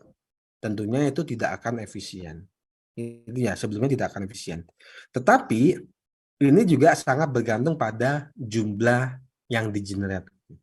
Biasanya semakin banyak jumlah yang di-generate, memang semakin lama gitu ya. Tetapi tidak selama ketika kita menggunakan sliding window pada setiap frame-nya. Gitu ya. Nah, sekarang pertanyaannya, berapa jumlah generating yang seharusnya kita gunakan itu? Apakah kita mengenerate 4, 10, 5, 20, atau 30? Nah, itu tidak bisa dijawab. Teman-teman harus melakukan eksperimen. Melakukan eksperimen sebaiknya saya menggunakan berapa generate baru gitu untuk memprediksi posisi objek pada frame selanjutnya. Nah, tentunya untuk mengenerate posisi itu juga tidak sembarangan gitu. Teman-teman tidak sembarangan memprediksi, misalnya posisinya di sini, tapi yang digenerate di sini kan nggak mungkin itu. Nggak mungkin kita mengenerate titik di sini gitu. Karena nggak mungkin mobilnya itu pindah ke sini gitu. Maka kita melakukan proses yang namanya Gaussian distribution. Jadi titik itu pasti kemungkinan akan ada di seputar sini saja gitu. Titik selanjutnya. Makanya ketika kita melakukan generating titik, maka dia akan berada di posisi ini saja gitu. Itu ya. Jadi ini ya, begitu seterusnya sampai kita bisa memprediksi mengestimasi posisi objek gitu ya. Nah, ini yang kita sebut sebagai tracking by template matching. Jadi tracking by template matching. Posisi ininya apa? Kelebihannya apa? Kelebihannya satu, lebih efisien dibandingkan dengan sliding window per frame. Gitu ya. Jelas lebih efisien gitu. Karena kita nggak perlu melakukan deteksi setiap frame. Nah, sekarang kira-kira kelemahannya apa? Teman-teman bisa identifikasi nggak? Kalau saya menggunakan tracking by template matching, kira-kira kelemahannya apa? Coba teman-teman identifikasi di chat. Silakan jawab di kolom chat. Kira-kira kelemahannya apa? Saya menggunakan template matching untuk tracking. Oke, saya tunggu ya 5 menit teman-teman untuk menjawab kira-kira apa sih kelemahan saya menggunakan ini.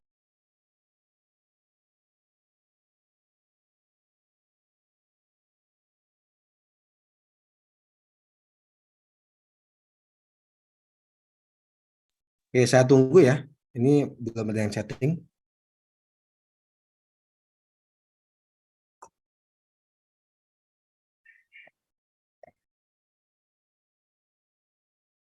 Apa kira-kira kelemahannya?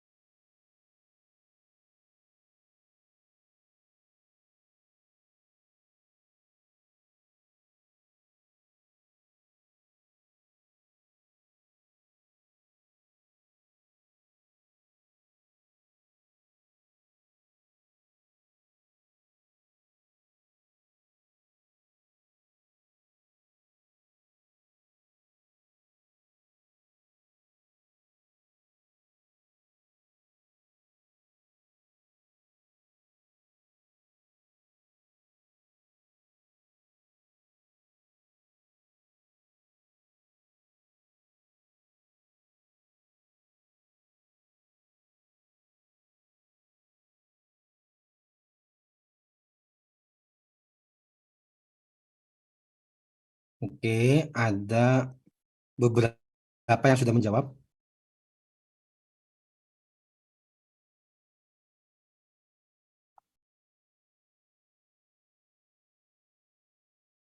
Butuh template yang banyak untuk mengidentifikasi objek yang sama dari foto berbeda gitu. Berarti permasalahannya itu adalah field of view ya. Field of view. Jadi ya, Itu satu permasalahan gitu.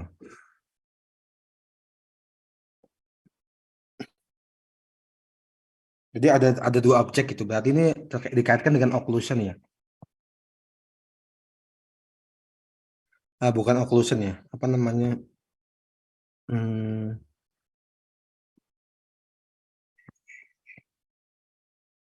Jadi ini tadi yang field of view itu Mbak Delvia butuh template yang banyak untuk identifikasi objek yang sama dari field of view yang berbeda gitu ya.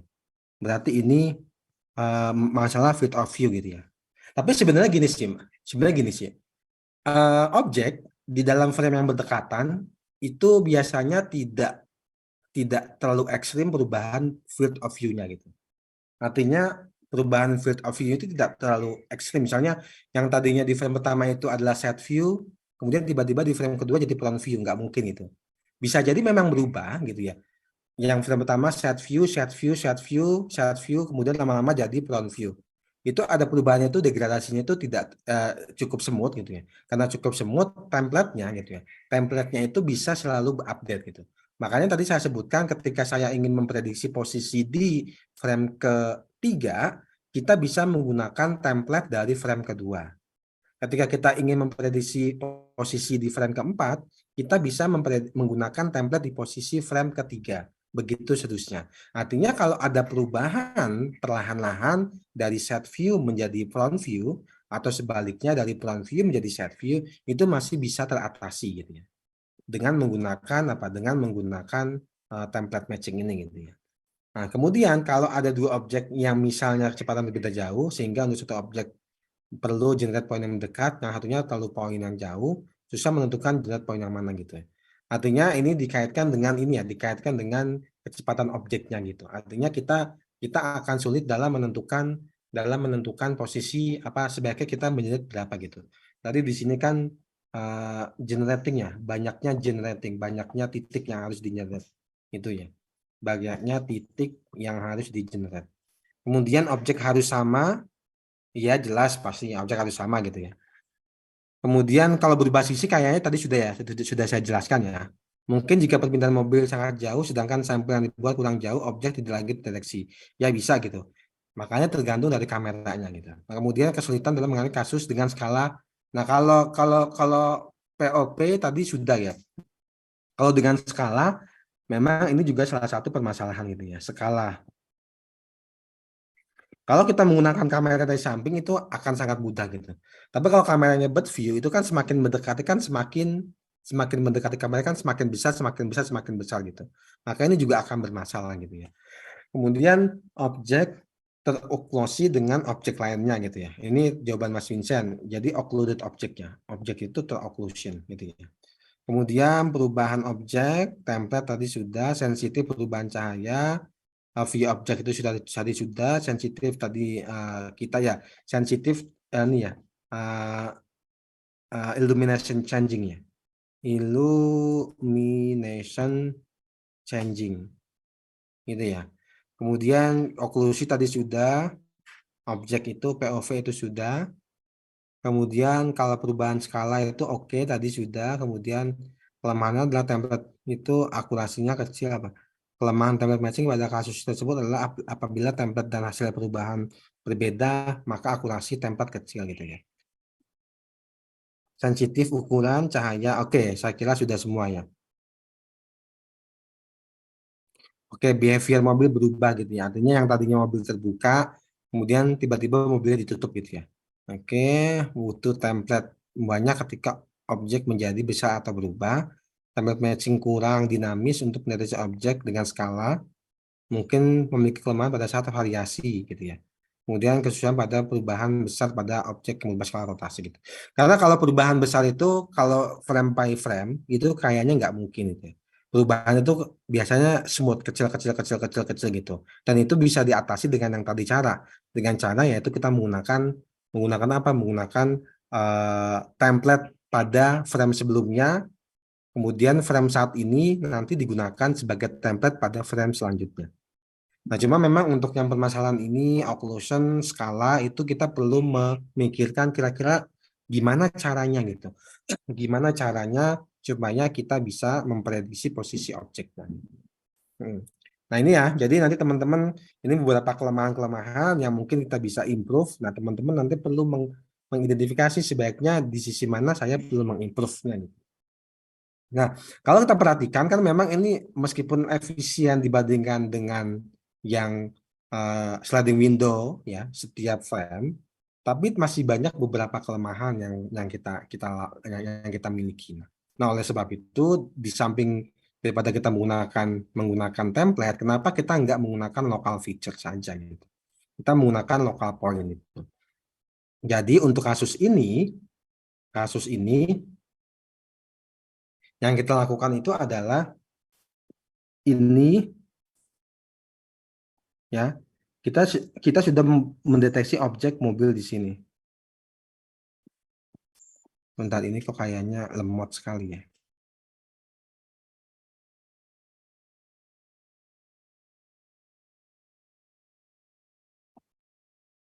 Ya kemudian kita mendapatkan bounding box-nya.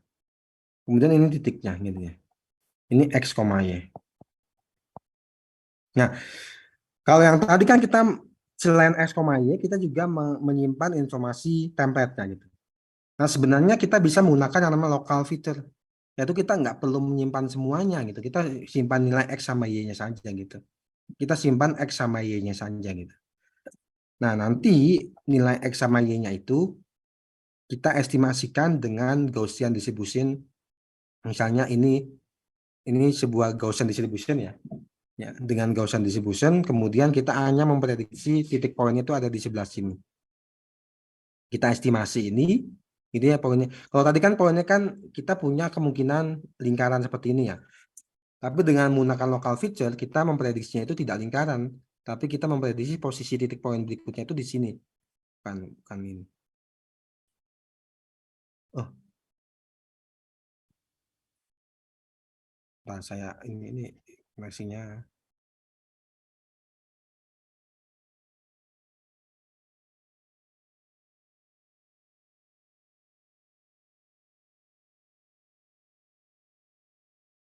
Nah, kalau yang tadi kita menggunakan konsep Gaussian ini, maka yang ketika kita menggunakan prediksi, kita menggunakan seperti ini. Kemungkinan objek itu hanya bergerak secara horizontal. Maka kita nggak perlu mengenerate poin-poin itu di atas gitu. Maka kita hanya mengenerate poin-poin di sini saja gitu. Tapi kita tidak perlu melakukan template matching itu. Kita hanya perlu tahu bahwa posisi poin itu kemungkinan ada di sini, poin berikutnya, dan kemudian dengan menggunakan sebuah strategi, dengan menggunakan nilai probabilitas, kita akan memperkecil posisi poin selanjutnya itu di mana. Jadi posisi selanjutnya itu kemungkinan akan di sini, berarti poin yang tergenerate ini adalah posisi selanjutnya. Tanpa kita perlu memprediksi melakukan template matching dengan objeknya. Nah, konsep inilah yang kita sebut sebagai Kalman filter. Jadi Kalman filter itu dia memprediksi posisi sebuah objek dengan mempertimbangkan bahwa objek itu bergerak hanya secara horizontal atau secara vertikal. Sehingga pencarian itu dibatasi gitu. Kalau yang sebelumnya, pencarian itu adalah satu lingkaran ini. Maka kita masih bisa mengenerate poin di atas mobil gitu. Tapi dengan menggunakan Kalman filter gitu ya, kita memperkecil area pencarian, itu areanya hanya ada di sini. Nah, kemudian dengan sebuah nilai probabilitas itu ya, kita akan memperkecil lagi area pencarian itu ada di sini gitu. Jadi kemungkinan posisi titiknya itu cuma ada di sini gitu. Kalau posisi areanya kecil maka akan sangat mudah bagi kita untuk bisa memprediksi poin tersebut. Nah, ini adalah konsep dari Kalman filter gitu. Mungkin saya coba tunjukkan dulu ya.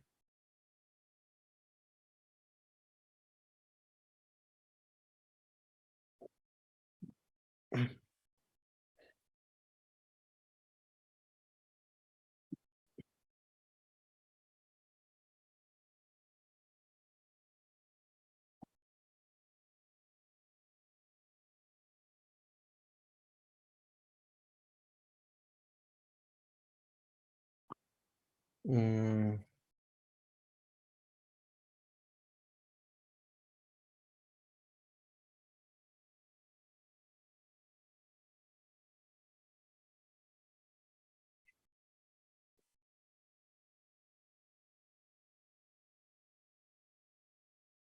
Oke, lebih mudah pakai ini ya.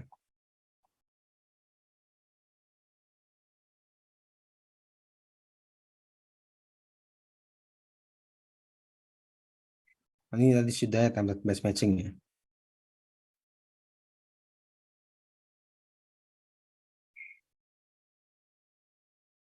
Nah, ini seperti ini. Jadi ini adalah posisi poin di mana kita didapatkan dengan cara detection gitu ya. Ini kita dapatkan dengan cara detection. Nah, kemudian dengan sebuah distribution gitu, bisa lingkaran, bisa elips, itu kita memprediksi bahwa poin berikutnya itu pasti ada di antara lingkaran ini gitu. Ada di lingkaran ini poinnya gitu. Nah, kemudian kita deteksi kuningnya ini, kemudian nanti lingkaran ini diperkecil gitu. Nah, yang ini. Atau contoh lainnya itu adalah, nah ini Kalman filter gitu. Jadi misalnya ini titik kita awalnya x, y yang kita dapatkan dari apa? Yang kita dapatkan dari pendeteksian gitu. Jadi x, y gitu. Tapi biasanya kita satu-satu. Jadi kita prediksi posisi x-nya dulu. Setelah itu kita memprediksi posisi y-nya. Jadi kita melakukan 2 kali prediksi. Kita memprediksi posisi x-nya dan kita memprediksi posisi y-nya. Nah, dari sini kita tahu bahwa kemungkinan ini akan ada di sini di poin selanjutnya gitu. Poin selanjutnya itu ada di sini gitu. Baru kemudian ini ada measurement dengan menggunakan sebuah apa? Dengan menggunakan sebuah sensor atau dengan menggunakan nilai probabilitas, maka kita sudah memperkecil area pencariannya. Nah, area pencariannya itu hanya di sini gitu, di yang merah ini. Nah, yang merah ini adalah titik poin selanjutnya gitu. Nah, inilah konsep dari Kalman filter gitu ya. Jadi Kalman filter itu tidak seperti ini yang tadi kita gunakan, kita pakai bulat-bulat, tapi Kalman filter menggunakan ellipse di mana posisi dari objek pada direksi tertentu gitu ya. Yang kuning ini adalah probabilitasnya kemungkinan posisinya ada di sini gitu ya. Nah, gimana cara kita tahu prediksinya? Nah, ini adalah algoritmanya. Saya tidak akan menjelaskan detail ininya ya, bagaimana mendapatkan persamaan ini karena itu membutuhkan waktu yang cukup lama gitu ya. Jadi di dalam Kalman filter kita akan ada 2 proses gitu ya. Akan ada 2 proses. Proses utama. Yang pertama adalah proses update, proses prediksi. Yang kedua adalah proses measurement atau memperbaiki. Nah, ini adalah initial point. Initial point itu ini. Jadi kita memiliki posisi awal dari objek, ini adalah initial point yang akan diestimate. Nah, kemudian di sini ada project the error covariance ahead. Ini maksudnya apa? Ini maksudnya itu adalah kita memprediksi ya di frame selanjutnya itu ada di mana kemungkinan posisi titik ini gitu. Makanya ini kita membutuhkan posisi ini. Jadi ini posisi yang ini itu menghasilkan ini.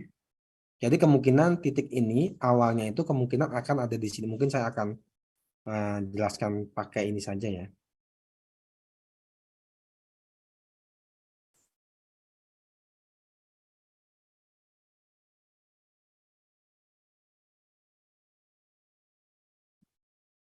Oke, jadi ini adalah titik kita yang kita miliki titik itu ya. Nah, ini adalah x, y gitu ya, atau x, y atau x, apa gitu. Nah, kemudian kita memprediksi kemungkinan errornya itu titik ini di frame selanjutnya errornya itu seperti ini. Jadi titik ini itu hanya kemungkinan akan muncul di sini, di sini, dan di sini gitu. Berbeda dengan sebelumnya kita pakai lingkaran, ini pakai ini. Nah, kemudian ada sebuah nilai probabilitas di sini, measurement, yang memperkecil area pencarian. Jadi yang tadinya di sini kemungkinan titiknya itu ada di seputaran sini gitu. Nah, area pencarian inilah yang nanti yang akan menyebabkan kita bisa mendapatkan titik estimasi. Nah, proses itu dilakukan di dalam Kalman filter dengan persamaan ini. Jadi persamaan ini digunakan untuk mendapatkan searching area di awal. Jadi ini project the error covariance ahead.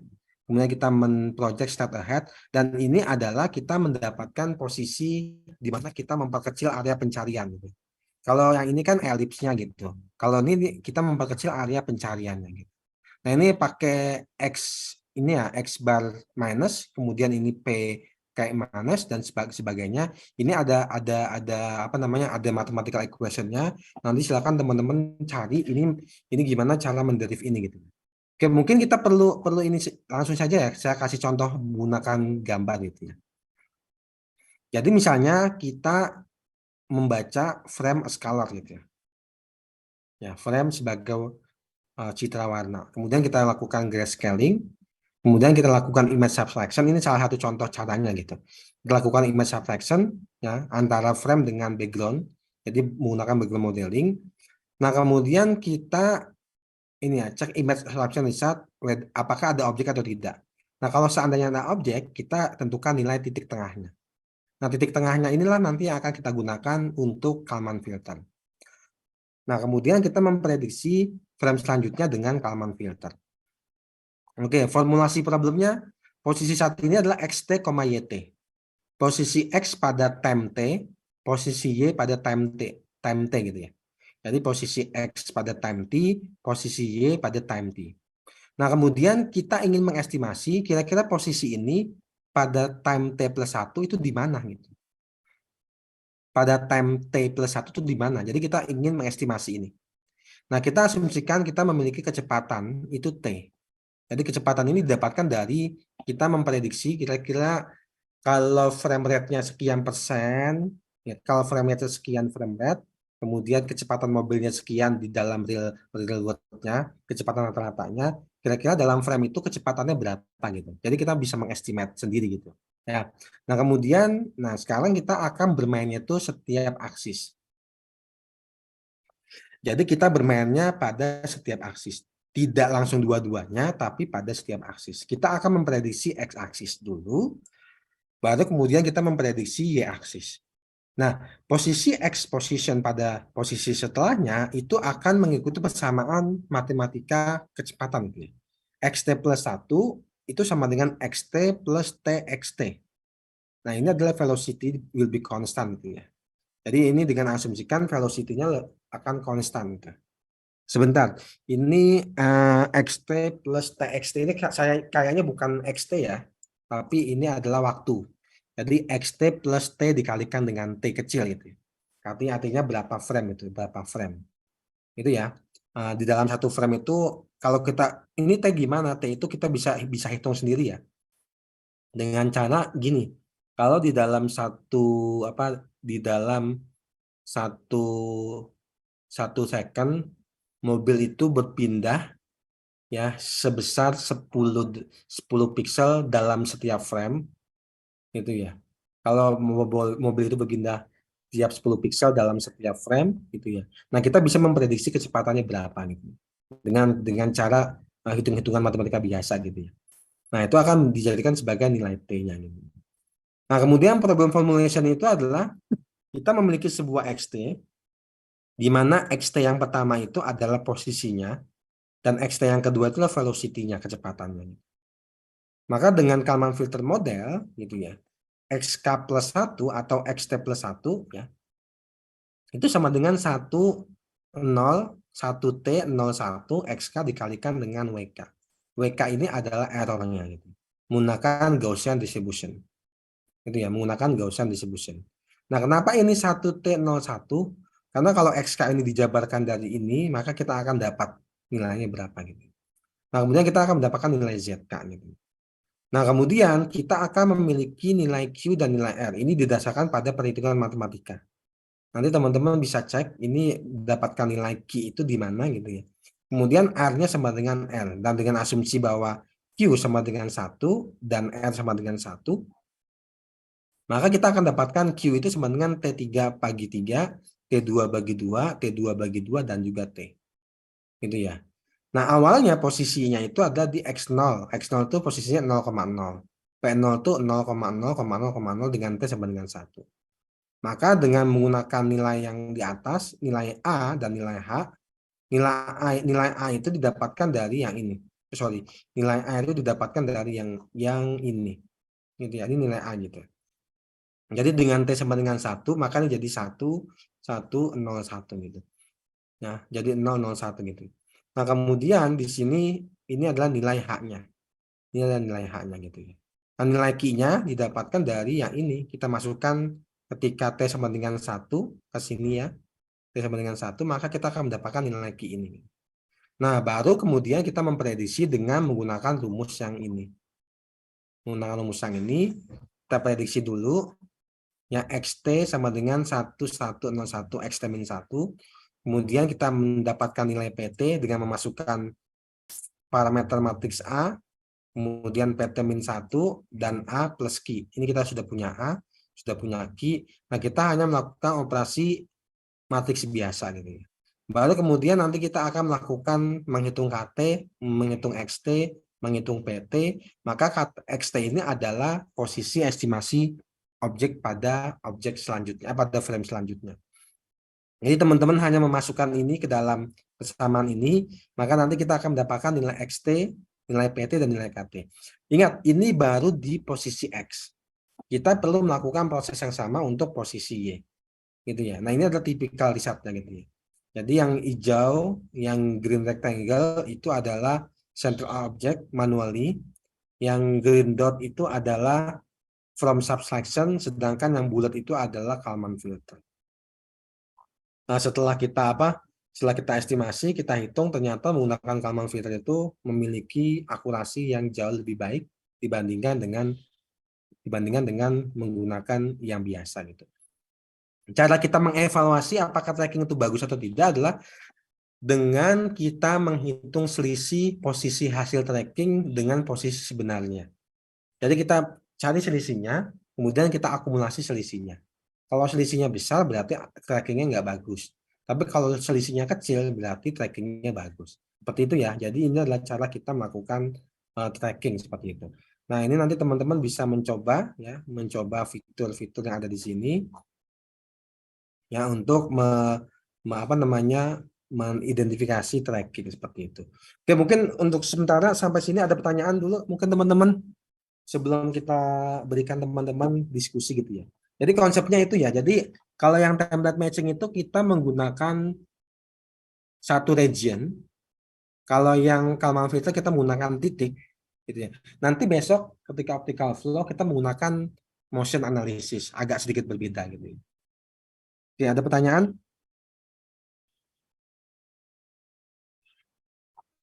Oke, kalau memang tidak ada pertanyaan, saya akan memberikan sebuah contoh kasus. Silakan teman-teman diskusikan dengan kelompoknya masing-masing ya.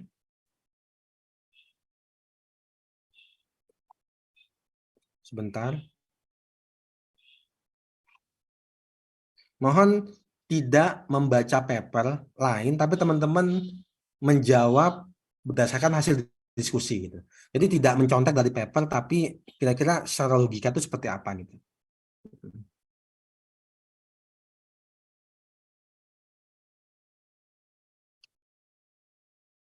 Sebentar ya.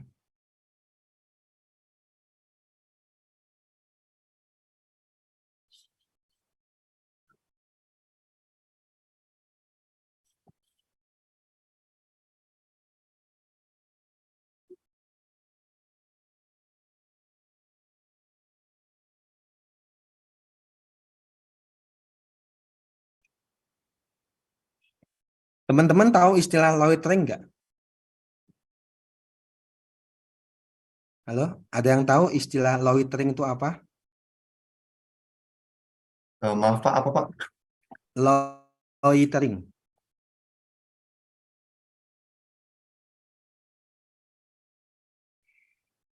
Ini ada yang tahu nggak loitering itu apa? Tidak, Pak. Tidak tahu. Dari saya kurang Pak. Oh, loitering itu artinya adalah orang yang mencurigakan bolak-balik. Jadi gini, kalau teman-teman di depan rumah, kemudian ada orang yang celingak-celinguk, gitu, celingak-celinguk, kemudian bolak-balik, celingak-celinguk lagi bolak-balik, gerakan itu aneh gitu, gerakannya aneh. Nah, artinya kalau ada orang yang jalan di depan rumah tapi dia jalan itu bolak-balik, kan kita tahu bahwa itu orang yang sama bolak-balik celingak-celinguk, itu disebut sebagai loitering. Tapi kalau ada orang yang jalan lurus aja di depan rumah kemudian menghilang, itu artinya orang normal gitu. Artinya jalan normal gitu. Nah, sekarang sebagai contoh kasus bagaimana caranya teman-teman bisa mengidentifikasi bahwa orang itu loitering atau tidak. Gitu ya. Jadi asumsinya gini, asumsikan teman-teman sudah memiliki rekaman video. Ya. Ini asumsikan ini ya, kan ini kan kasus ya. Asumsikan teman-teman sudah memiliki rekaman video. Nah, di dalam rekaman video itu teman-teman bisa mendeteksi posisi satu orang saja gitu. Ke sini, ke sana, ke sini dan sebagainya gitu. Nah, kemudian dari posisi orang itu teman-teman kan menangkap posisinya gitu ya. Oh, di sini, di sini, di sini, di sini gitu. Nah, sekarang bagaimana teman-teman bisa mengidentifikasi bahwa orang ini loitering atau tidak? Loitering itu artinya mencurigakan, gitu ya. Sedangkan kalau tidak loitering itu artinya dia jalannya normal gitu, jalan normal. Nah, sekarang kasusnya itu adalah silakan didiskusikan dengan temannya, dengan teman kelompoknya. Bagaimana bisa memprediksi apakah seseorang itu loitering atau tidak jika jika diberikan sebuah input gambar. Jika diberikan sebuah input video yang merekam aktivitas pergerakan satu orang itu. Nah, silakan didiskusikan gimana caranya, misalnya posisinya. Pokok kalau posisinya seperti ini itu loitering, tapi kan teman-teman harus bisa merepresentasikan posisi ini sebagai apa. Misalnya sudut, atau mungkin misalnya perubahan sudut, atau mungkin misalnya panjang perubahan dan sebagainya gitu. Nanti silakan diskusikan. Nah, harapannya teman-teman tidak membaca paper tapi mengeluarkan ide gitu. Mengeluarkan ide sebaiknya pakai cara seperti apa kita bisa memprediksi seseorang ini loitering atau tidak. Itu ya. Jadi ini kasusnya yang saya berikan hari ini. Silakan teman-teman diskusikan. Teman-teman punya waktu 30 menit untuk berdiskusi dengan kelompoknya masing-masing ya untuk menentukan apakah seseorang itu loitering atau tidak. Gitu ya. Nah, nanti teman-teman sambil diskusi sambil buat rangkuman. Ya, sambil buat rangkuman dalam Google Docs. Nah, kemudian nanti rangkumannya itu jangan lupa di-upload ke Elok. Bentar, saya akan buka.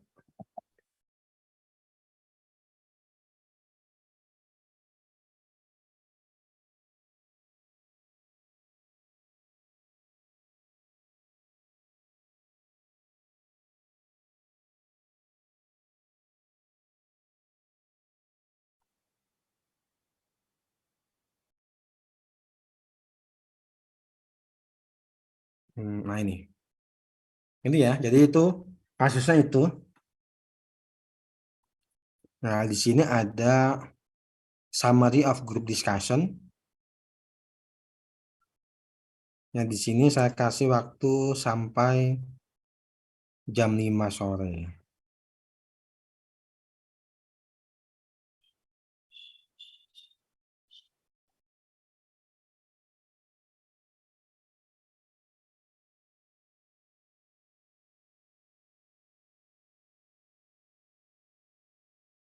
Yang tanggal 27 jam 17.00 ya.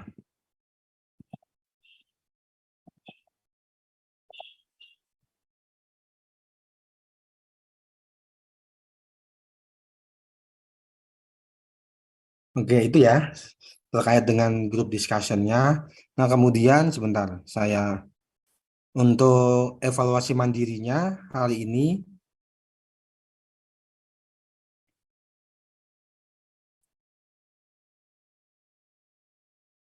itu sampai nanti malam pukul 23.59.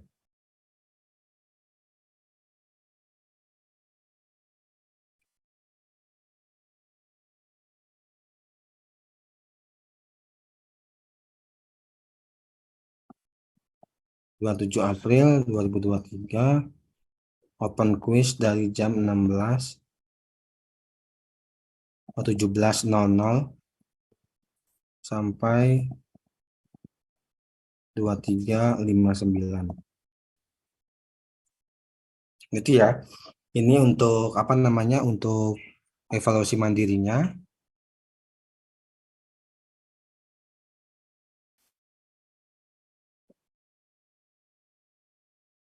Nah, kemudian satu lagi untuk tugasnya ya. Untuk tugas ketiganya Nah, ini tugas ketiganya. Nah, teman-teman di sini nah. Implementasikan ke dalam sebuah program bagaimana mengidentifikasi orang tua jatuh menggunakan tracking. Buat laporan 2 halaman dengan format AEEE dan sertakan link Google Colab pada laporan gitu ya. Nah, jadi teman-teman ini memprediksi orang jatuh dengan tracking. Misalnya memprediksi posisi kepalanya atau mungkin memprediksi posisi badannya dan sebagainya. Ini saya kasih waktu deadline-nya 2 minggu.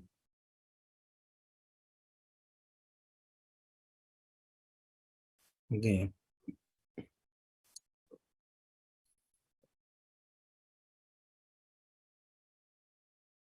Hmm, 2 minggu itu berarti sampai tanggal 10 Mei ya.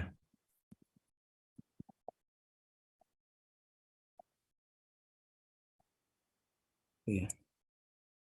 10 Mei.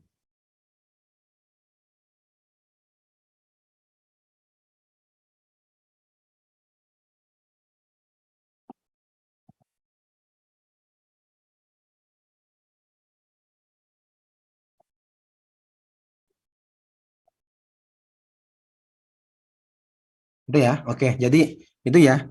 Jadi untuk diskusinya silakan diskusi sampai nanti jam 4:30. Kalau sudah selesai 4:30, silakan boleh langsung bubar saja gitu. Tapi kalau belum, masih saya kasih kesempatan sampai jam 5. Itu, sebentar saya akan buka breakout room-nya. Ya, ada berapa kelompok? 6 kelompok ya? Ada 6 kelompok. Silakan teman-teman masuk ke dalam kelompok sesuai kelompoknya masing-masing. Ya, pilih di mana kemudian silakan diskusi gitu ya. Silakan diskusi ya. Saya kasih waktu sampai jam 16.30. Nanti setelah itu kita balik lagi ke main room ya. Jam 16.30 kita balik lagi ke main room. Monggo silakan. Izin nanya Pak, teman Ya. kami Linggar yang Bapak kita di itu jadinya ikut diskusi juga apa gimana Pak? Ya kalau dia memang itu ya ikut diskusi boleh aja gitu. Tapi ya presensinya kan udah ini. Heeh. Di mana orangnya? Katanya Bapak kick dari Zoom ya Pak. Hmm? Orangnya kemana sih? Dia kenapa nggak masuk? Tadi katanya beliau ke toilet Pak, pas Bapak panggil tadi. Toilet tapi dipanggil-panggil berkali-kali enggak. Oke, silakan diajak diskusi aja. Monggo silakan. Hmm. Baik Pak, terima kasih Pak. Hmm.